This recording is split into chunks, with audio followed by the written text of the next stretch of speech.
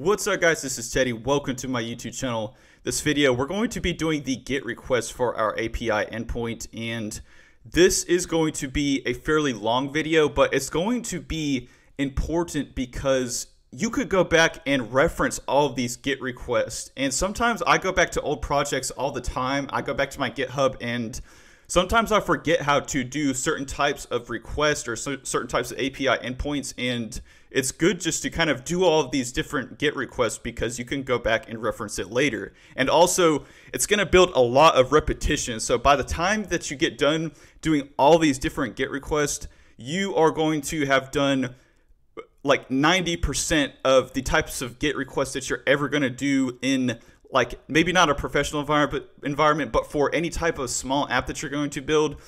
All of these endpoints that we're going to do are going to cover most of it. So just look at it as it's going to be a lot of repetition. It's going to take a pretty long time, but it's going to be good because you're going to build that muscle memory of actually doing all these GET requests. So let me just move my microphone down and let's get to work.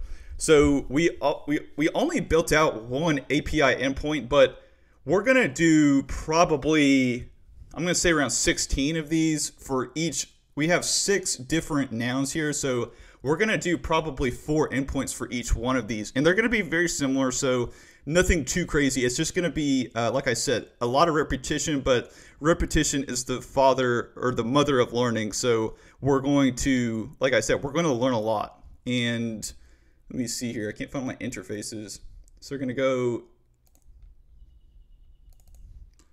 Okay, so going to go Pokemon. First one, Pokemon, and we're going to do our actual detail for our API endpoint. And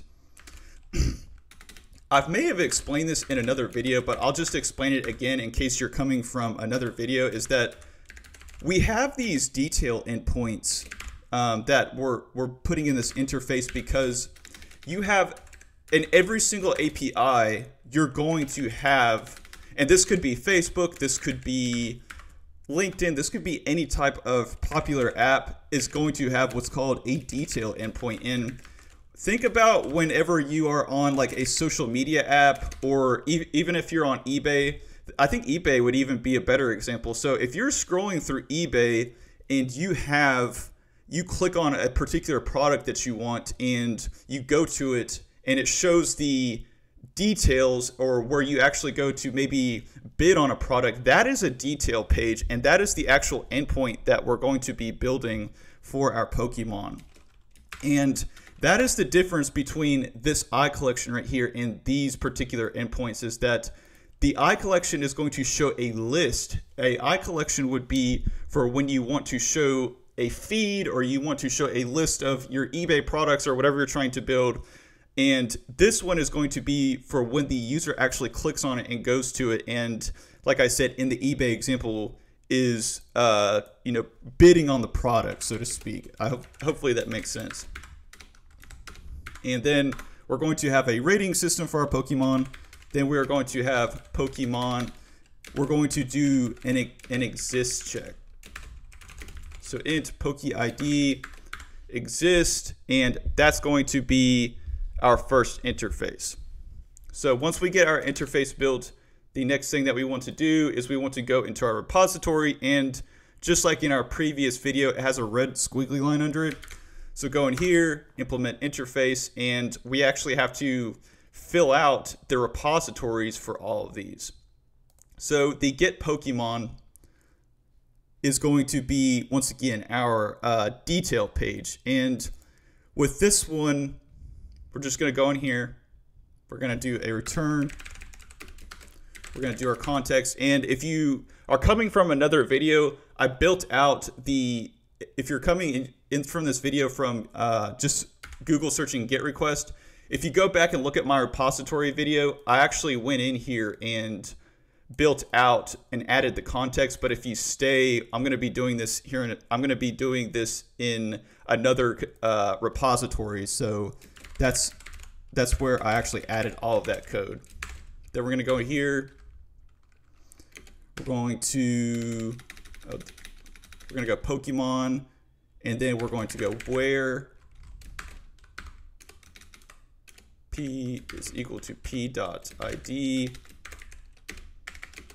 is equal to PokeID. Then we're going to do first or default.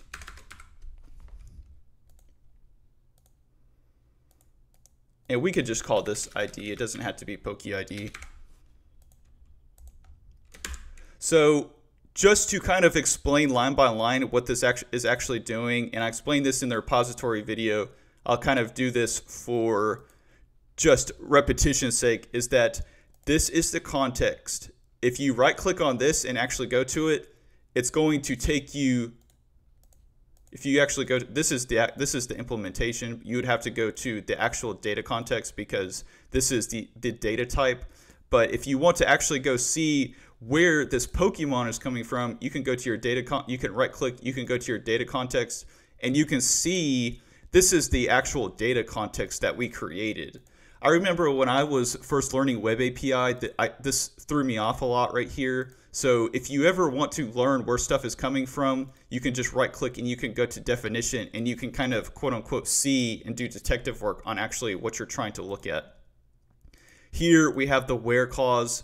The where clause is almost like filtering in SQL, and they call it a where in Entity Framework, but more, I think the better way of actually understanding it is almost it's the SQL, or it's the programming abstraction of SQL where, and it's just a filter function. And the way that we're filtering it is it's going into our Pokemon entity and it's going to search this column that we actually built in our Entity Framework context, and it's going to shove that little equal in there, and it's going to do that comparison.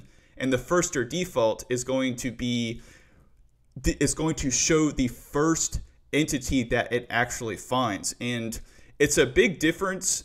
You actually have, and I explained this in a previous video, but just for people who are coming in maybe from another video, or they're coming in from Google search for for just searching how to do a GET request, this is actually going to return 1, and this returns a list. And you have to chain, if you don't chain this on, very key point here, and this used to throw me off when I was a beginner, if you don't chain this on right here, you're going to get tons of errors and you're just going to drive yourself nuts not knowing what's going on. So make sure that you understand why we're actually chaining on this part right here.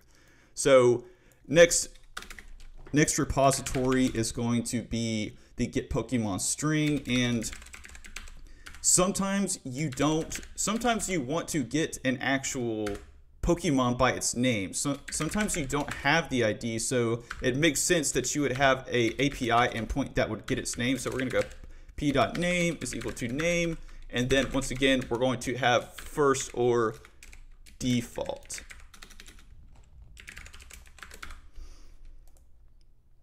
Notice the difference between them. In this one we are searching by the ID, this one we are searching by the name, and you could literally search anything that you want to. You could go in here and you could search by the date. I think there's, yeah, the Pokemon have a birth date as well too. So you could search by reviews, you could search by birth date, you could search by literally anything that you wanted to, but in this case, we're just going to put that ID in there and search by the actual ID.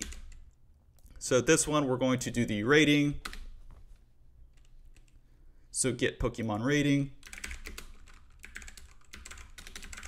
var reviews, context. We're going to go into our reviews entity. We're going to go, this is by, so whenever you do the dot, this is going to search by the actual table. Think of Excel spreadsheets as, not Excel spreadsheets, think of databases as almost Excel spreadsheets, and whenever you dot like this, whenever you go dot into your context, think of the context as you have a bunch of Excel spreadsheets, and the dot is actually going into all of your Excel spreadsheets and is picking out the specific Excel spreadsheet that you want, and then we're going to do some type of filtering action on it. So we're going to go in, we're going to get our one review. We're going to go Pokemon ID is equal to the PokeID. And we're going to go down here and we're going to do a little bit of validation. We're going to check the count.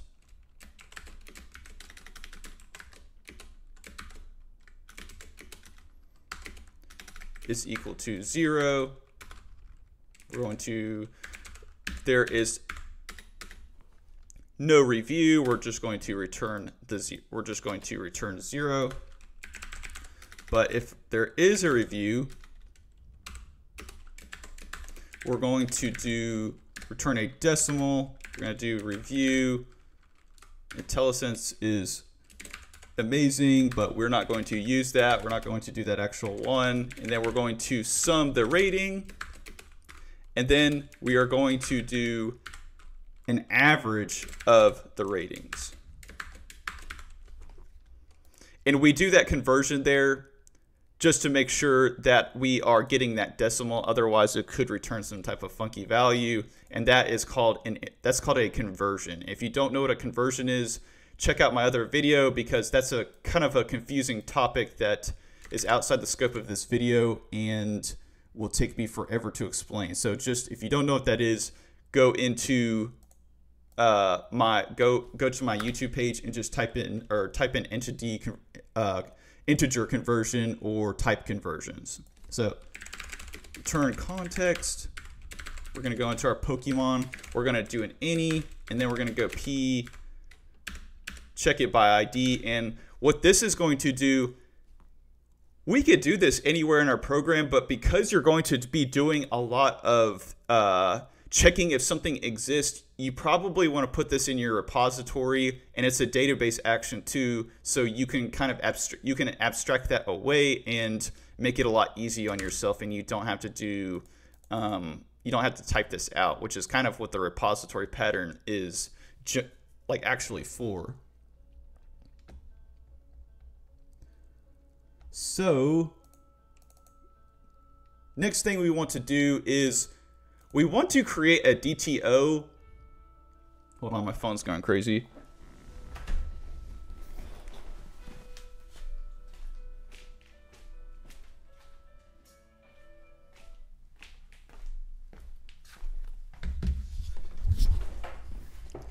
So we want to make a DTO because our controller is going to require that we have one. It's not going to require, but any API endpoint, any API that you build is going to have DTOs, and DTOs are essentially a way of making sure that you're not returning all of your data. So if you look at our Pokemon API here, or not our Pokemon API, our Pokemon model, we have all of this down here, and you really don't want to return all of that. We really just want to return all of this. And think about if you had a more data sensitive type of model. What if you had like hashes, or what if you had sensitive data that told personal details about a user? You wouldn't want stuff like that to be returning, because what if you had a list of data, and when that list controller was called, you were exposing people's personal data, like their hashes or maybe their credit cards. I don't think that you would probably expose their credit cards, maybe some people, but you get the picture. You want to limit the amount of data that you're showing to people, and DTOs help you control that. It also goes the other way. It limits the data that people can actually send to the API as well too. So if you don't want people, you still want the broadness of an API, but you don't want people to be able to send certain types of data to the API. A DTO is going to make sure that people can't send certain types of data to the API as well too. So we're going to go into our DTO folder, and we're just going to call this Pokemon DTO. Very simple. And then we're going to go into our model here and just copy and paste this.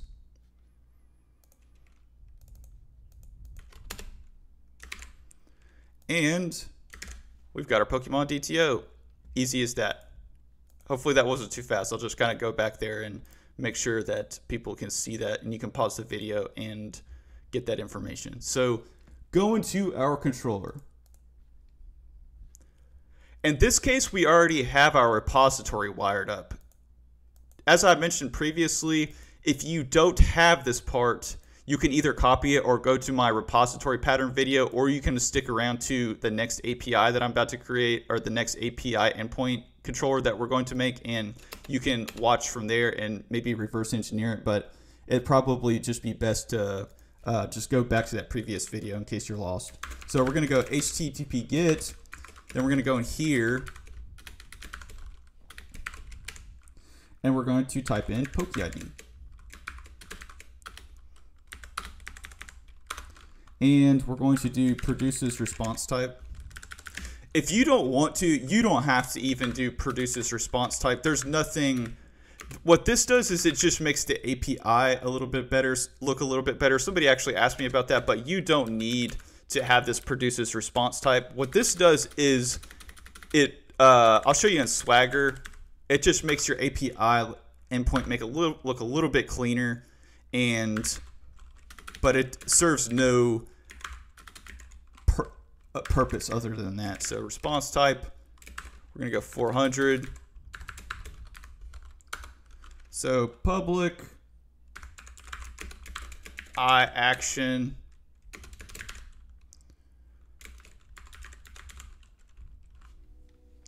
seem to be getting some type of error here.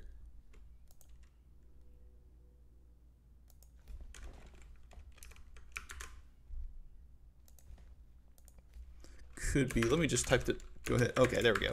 That was it. All right, and let me call this PokeID. And we're gonna call this Get Pokemons. So for programming convention, Get Pokemons is not a grammatically correct, but you always want to put the S.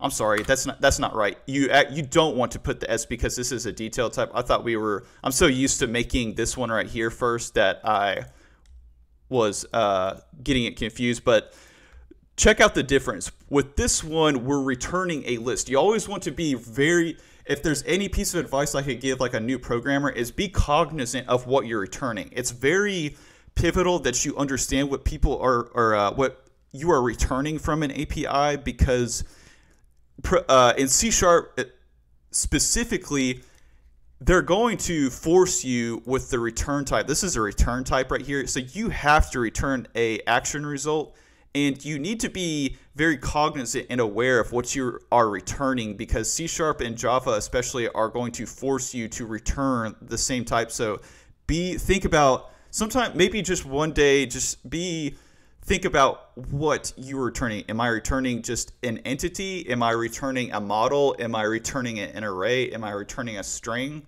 And that will help you a lot in programming. Just this quick little tip there in case you didn't know that or nobody's ever told you that, because that was like one of those things that nobody ever told me, and it may help you a lot to understand that. So we're going to go into our Pokemon repository, and we're just going to do a quick check. Always with these validation things, it's always good to just do a quick check. Hey, does this even exist? And these are very primitive forms of validation. There's you could get crazy into validation. You could go all out on some validation, but I'm just going to cover the most basic forms of validation for you guys. And that would be enough for a personal project. These things that I'm showing you, you're going to have to do more crazy stuff, like crazy custom forms of validation, but this is going to be good for any type of personal project to get you hired. And that's actually, I always err on the side of just do what it takes to get the thing running, and don't worry. If you're really curious, maybe go all out and do custom validation and stuff, but I'm a big believer in just, if it's crap is better than nothing. Let's put it that way. Sometimes you can program some crap, and sometimes it's better to get crap out the door than just, get so bogged down in details that you don't actually build anything. So just sometimes get your hands dirty. But I'll get off my soapbox here. I'm getting a little carried away. So we're going to go in here. we're going to go produces. We could actually copy this up here. Just go up here.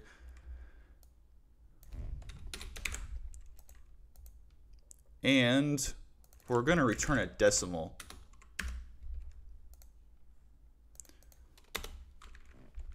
So public action result get Pokemon rating int Poke ID. So I will tell. Somebody asked me about the action result. Somebody was wondering what other types of ways can we return stuff. The action result, I believe, is the newest and kind of like the latest form of what you can return from an API. And what's great about an action result is it's utilizing polymorphism. Action result is very broad. Maybe let's go. I've never even went in here before. Let's just go in here and like look at this thing. And it's not really too. It's not really going to tell us much, but action result is going to, it's a very broad class that's going to allow us to return not found, bad requests, and okay. So this is the return type, and these are specific return types that are part of the action result. And what's great about action result, so in theory, you could just return a string if you wanted to, but what's great about action result is it's going to give us a lot of power, and it's going to give us a lot of flexibility. So if you just wanted to return a string from your API, you could totally put string in there and just do whatever you wanted to. And I would highly suggest that you do crazy stuff like that. Maybe one day just return a string or something and, you know, have a little fun. So go in here, Pokemon repository dot get Pokemon rating, and we're going to go ahead. We're going to throw in that API and if dot model. I think I explained model state in another video, but model state is another form of validation, and it's going to be working behind the scenes. So if you passed in, if you didn't pass in a decimal, or you passed in something that was not congruent up here with what type of data it is, or if you went into your model or your DTO and specifically said, like require the birth date like this, that would cause, and if you didn't, or the review and you didn't put the review, which we're not going to do, but that's what the model state is, and that's what's going to give you an error. If that's what's going to trigger the model state is not valid and throw an error and show that, you know, do some validation for our API. So let's go ahead in here and go ahead and get this thing started. Remember to wire up, if you're coming from another video, make sure to wire up your repository interface in the program.cs file, and you do that by adding this line right here. So once again, make sure that that's all wired up. Otherwise, it's going to give you an error. So let's go in here. Let's test each and every one. Always test your API. I've been guilty of not testing my API before, so if you don't test your API and you just want to go on and not test it, and you're just doing this for learning purposes, that's perfectly okay, but I highly suggest testing out your API. So we're going to go ahead and we're going to test our detail. So what we're going to be putting into our API is this ID right here, and we need to put in the 1. So we're going to go in here, and we are just going to do 1. See, and it returns our Pikachu.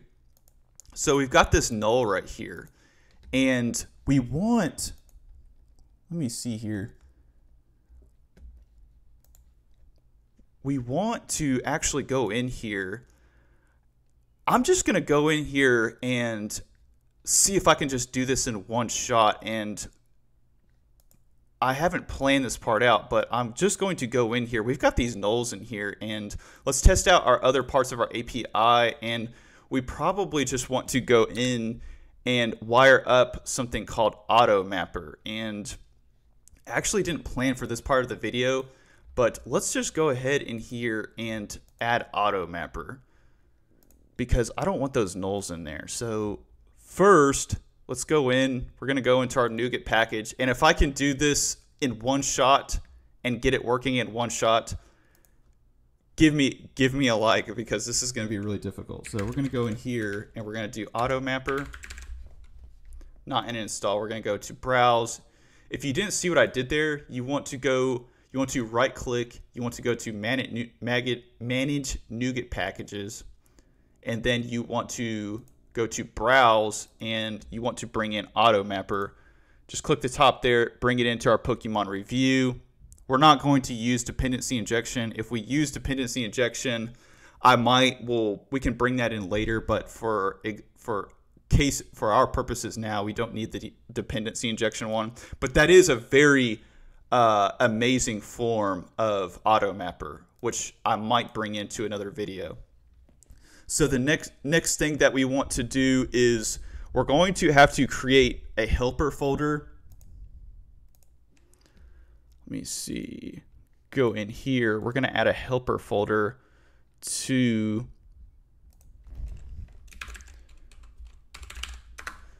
go in here, create a helper folder. We call it a helper. That's kind of just programming convention. You could call it, you could name it, you could make an AutoMapper profile and add it if you want to, if that makes more sense to you. But most of the time I see it called just a helper. We're going to go to here. We're going to call this mapping profiles. Another convention. Don't have to do it, but I like to do that. And we're going to inherit from profile, which is, let's see, boom, going good, doing good so far. And we're going to do a CTOR, which is going to create a constructor, double tab. And then we are going to create map, and we're going to do Pokemon.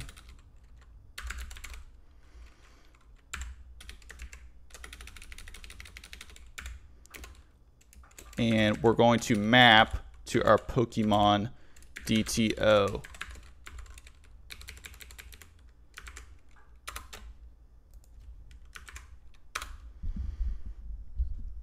Can't stop there. We've got our mapping profile done, but we need to go into our program. We need to go into our program file, go into our program, and we actually have to wire up AutoMapper. Otherwise, ASP.NET Web API isn't going to know where it is. And we just want to go in here. We're going to do services.add AutoMapper. I really hope that this brings it in. AutoMapper. And this is going to be a very odd looking. This is very odd. You very rarely see this syntax, but this is just something that I've learned from diving into Stack Overflow post and sort of just learning how to do this stuff on the fly. So app, we're going to want app domain, not add domain, and we're going to add AutoMapper. Build services, add AutoMapper. Let me see here.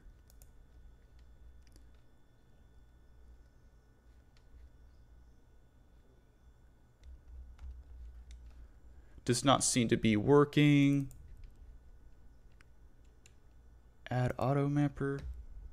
Let me just Google this. We are troubleshooting in real time here. I apologize. Add AutoMapper does not contain definition. Boom. First one. Like I said, troubleshoot real time.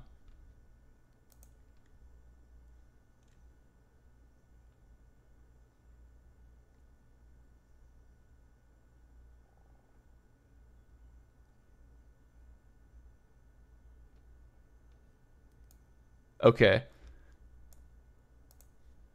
So we're going to need to add this is going to be for dependency injection, and I think I actually added dependency injection down the line somewhere in this app, and let's just go ahead and add the NuGet package for dependency injection. AutoMapper. Okay, great. And it already has it for us. I think we're going to use dependency injection down the line, so let's just go ahead and add dependency injection. We probably don't even have to have that, but for just to go ahead and get it ready, we'll go ahead and add it, and once again, it works. So got that taken care of. We've got our AutoMapper taken care of, and now we're going to go in here and actually implement it so we don't get those nulls.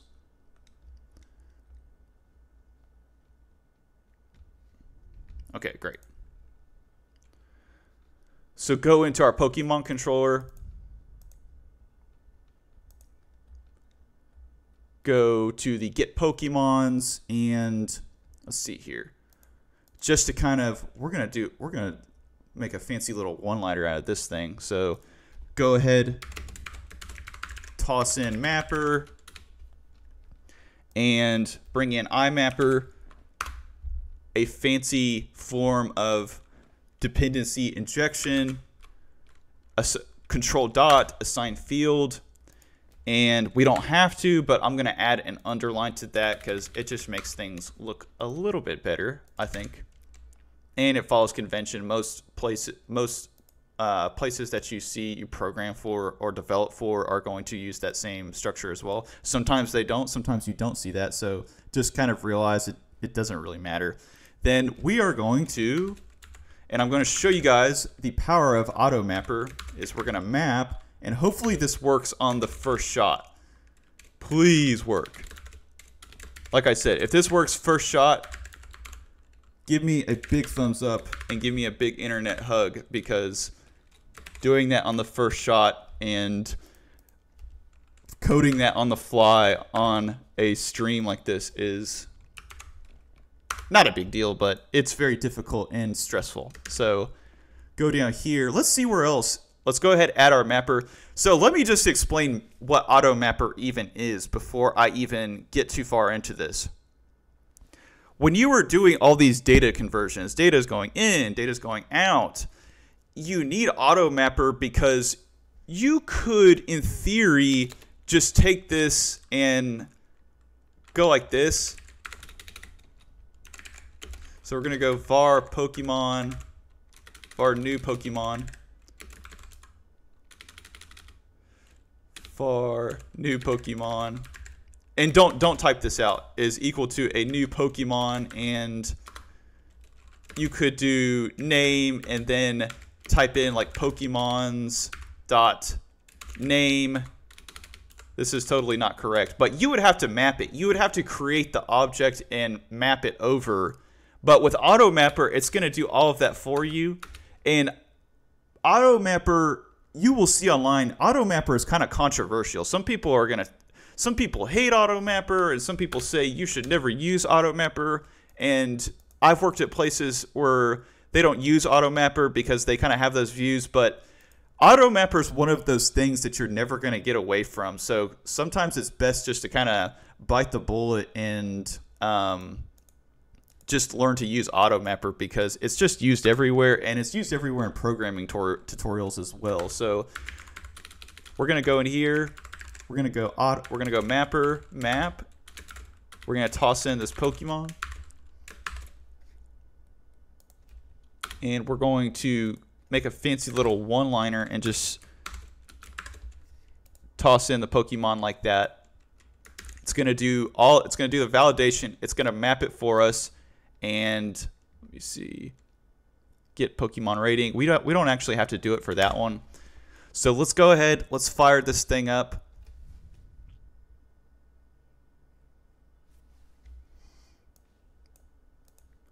Please work.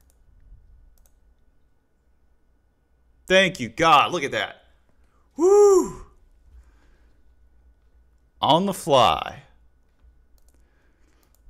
So type in, just do 1. Let's see here. Something's wrong. So we're still getting our nulls here. So get Pokemon ID.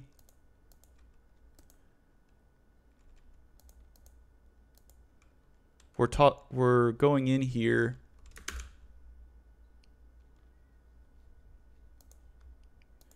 And it's still, oh, we're mapping it. We're not mapping it to our Pokemon. We're mapping it to our DTO.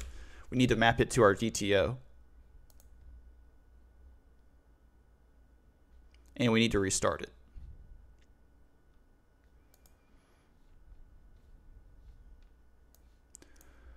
So go in here.